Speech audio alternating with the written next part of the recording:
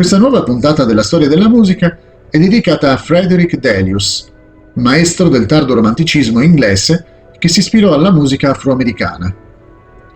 Delius nacque in Inghilterra nel 1862, ma il suo soggiorno in Florida, i suoi studi in Germania, i suoi viaggi in Scandinavia e la sua probabile residenza in Francia furono fonti di ispirazione musicale così diverse che rimase poco sapore di inglese nella sua musica.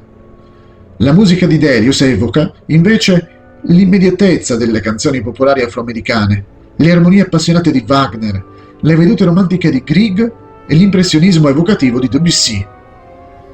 Allo stesso tempo, la musica di Delius abita un mondo molto isolato.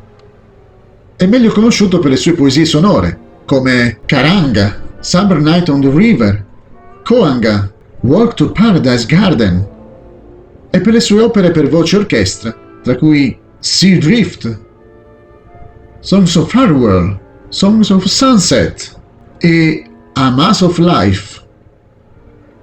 La vita eclettica e l'estetica di Delius, tuttavia, ebbero un inizio semplice. Suo padre era un commerciante di lana che si era trasferito in Inghilterra dalla Germania. Non considerava la musica una professione adatta per nessuno dei suoi 14 figli, eppure frequentava regolarmente concerti e organizzava serate di musica da camera nella sua casa. Grazie a lui, Delius conobbe presto il grande compositore norvegese che avrebbe influenzato così fortemente la sua vita e la sua musica, Edvard Grieg. Il padre di Delius dava anche lezioni di violino a suo figlio, che, allo stesso tempo, mandava alla scuola di economia, perché si preparasse a entrare nell'azienda di famiglia. Anche se il giovane Delius preferiva la musica, lui e un amico convinsero suo padre a sostenere un'attività di arancetto a Jacksonville, in Florida, una zona non particolarmente nota per la sua produzione di lana. Delius passò più tempo a studiare violino ed assorbire la musica della popolazione nera locale che a prendersi cura del suo boschetto, perché presto abbandonò le arance per la musica. Scrisse: in Florida imparai gradualmente il mondo in cui alla fine avrei dovuto trovarmi. E sentendo gli afroamericani cantare in un ambiente così romantico, allora ho sentito per la prima volta il bisogno di esprimermi musicalmente. La sua decisione di tornare in Europa e riprendere le lezioni di violino al Conservatorio di Lipsia fu sostenuta da Grieg, e Delius iniziò a comporre di lì a poco. Una delle sue prime composizioni fu la Florida Suite, scritta nel 1888, che ricorda la musica ascoltata durante la sua esperienza in Florida. Nello stesso anno si trasferì nella casa della sua futura moglie, vicino a Fontainebleau, in Francia.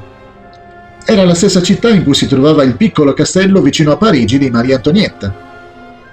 Fontainebleau divenne anche un luogo di ritrovo musicale negli anni 30 e 40, dove le classi di Nadia Boulanger attirarono compositori come gli americani Elliott Carter, Aaron Copland, David Diamond, Roy Harris, Walter Piston, Roger Sessions e Virgil Thompson. Qui la sua composizione fiorì quando incontrò Maurice Ravel, Paul Gauguin e altri musicisti, artisti e scrittori, il cui lavoro ispirò e influenzò il suo. La musica di Delius, a sua volta, influenzò altri compositori e, anche se non incontrò Duke Ellington mentre era in Francia, è un dato di fatto che la leggenda del jazz amò e fu influenzata dal suo stile musicale. Il titolo di In a Blue Summer Garden di Ellington è un chiaro omaggio a Delius e alla sua opera omonima. Un evento particolarmente importante ebbe luogo nel 1907, quando il grande direttore d'orchestra britannico Sir Thomas Beecham ascoltò l'Appalachia di Delius durante un concerto a Londra. In pratica, di solito i direttori d'orchestra, prima di portare a successo i compositori, ascoltano come questi eseguono le proprie opere. Questo fu il caso di Delius e Beecham, che divennero inseparabili.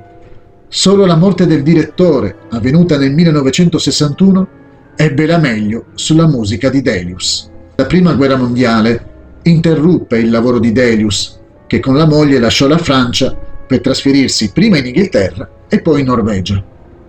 La salute di Delius declinò gravemente durante questo periodo.